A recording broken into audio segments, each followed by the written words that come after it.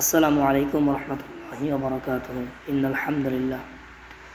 দেশ এবং প্রবাস থেকে যেখান থেকে দেখছেন সবাইকে জানাচ্ছি আন্তরিক ভালোবাসা। খুবই দুঃখের সাথে আমি বলতেছি, খুবই মর্মাহত হৃদয় বিদারক ঘটনা বাংলাদেশে যেটি ঘটে গেল। কুষ্টিয়া থেকে আগত একটি আত্মঘাতী বাস ফেরি পাড়ার সময় পদ্মা নদীতে ডুবে যায়। যতটুকু ভিডিওর মাধ্যমে দেখলাম, বাসটি ফেরিতে উঠতেছিল, ড্রাইভারের ব্যর্থতার কারণে বাসটি নদীতে পড়ে যায়। এখানে কত চাচা পানগুলো ঝরে গেল। আমি একটু আগে লাইভ দেখতেছিলাম, এখন সৌদি আরবে বাজে রাত 11টা। তো মাত্র বাসটা উদ্ধার করলো। বাস উদ্ধার হোক বা না হোক সেটা আমার বড় বিশ্লেষণ না।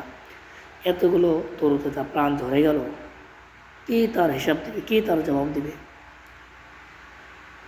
আর এই বছর বাংলাদেশে প্রচুর পরিমাণে অ্যাক্সিডেন্টের খবর পাওয়া যাচ্ছে। আল্লাহ জানে সমস্ত রোড অ্যাক্সিডেন্ট, সকল প্রকার ক্ষতি থেকে প্রত্যেকটা মানুষকে নিরাপদ রাখেন, আমিন।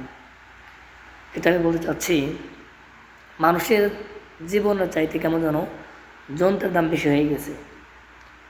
আমাদের ঘুম কবে ভাঙবে? একটা ফেরি বানানোর সময় একটা ফেরি যখন নদীতে নামায়, তো তার উপকারের চাইতে ক্ষতি দিকটা লক্ষ্য করে, ক্ষতি জেনে না হয় সেদিকে লক্ষ্য রাখা দরকার। প্রত্যেকটা ফেরির চতুর্পাশে এরকমভাবে রড দিয়ে মজবুত করে ব্যারিকেড দেওয়া দরকার। তো এইগুলো থাকতো হয়তো বা এতটা দুর্ঘটনা হতো না।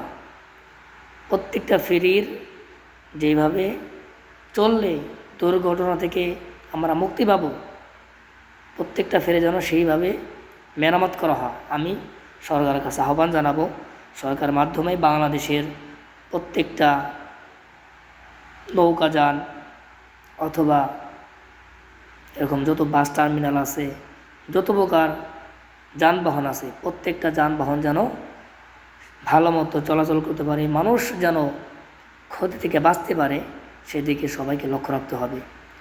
যারা দায়িত্বশীল আছেন তাদের প্রতি দৃষ্টি আকর্ষণ করে বলছি, আপনারা আপনাদের দায়িত্বের প্রতি সজাগ দৃষ্টি রাখবেন, নতুবা কিন্তু পরকালে হিসাব দিতে হবে। নৌ পরিবহন, যত পরিবহন মন্ত্রী আছেন, সড়ক পরিবহন মন্ত্রী, নৌ পরিবহন, বিমান পরিবহন, যত পদের আপনার দায়িত্বশীল আছেন, সবাইকে দায়িত্বের প্রতি গুরুত্ব দিয়ে কাজ করতে হবে, নতুবা হিসাব আল্লাহর কাঠগড়ায় অবশ্যই দিতে হবে।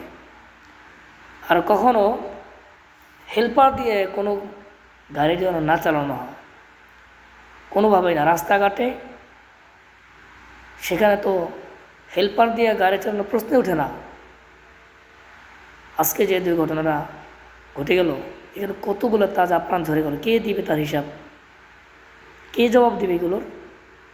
এজন্য যারা দায়িত্বশীল আছেন আপনারা সজাগ দৃষ্টি রাখেন।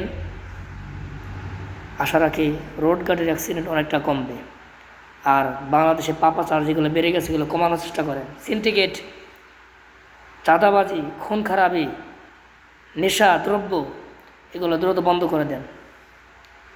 সংসদে বিল পাস করবেন, সংসদ থেকে অনেক কথা বলবেন, আরে ভাই যেটা খারাপ জিনিস তাৎক্ষণিক সেটাকে বন্ধ করে দেন।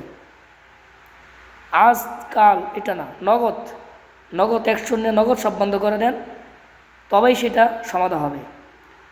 অসৎ কাজ নিয়ে কখনো তাল বাহানা করবেন না, সেটাকে ধূলিসাৎ করে দিতে হবে।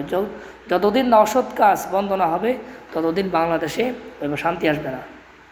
আল্লাহ পাক সবাইকে, প্রত্যেক নাগরিককে অসৎ কাজ থেকে হেফাজত করে সৎ কাজের মধ্যে লিপ্ত করে দেন, আমিন। আসসালামু আলাইকুম রহমতুল্লাহ।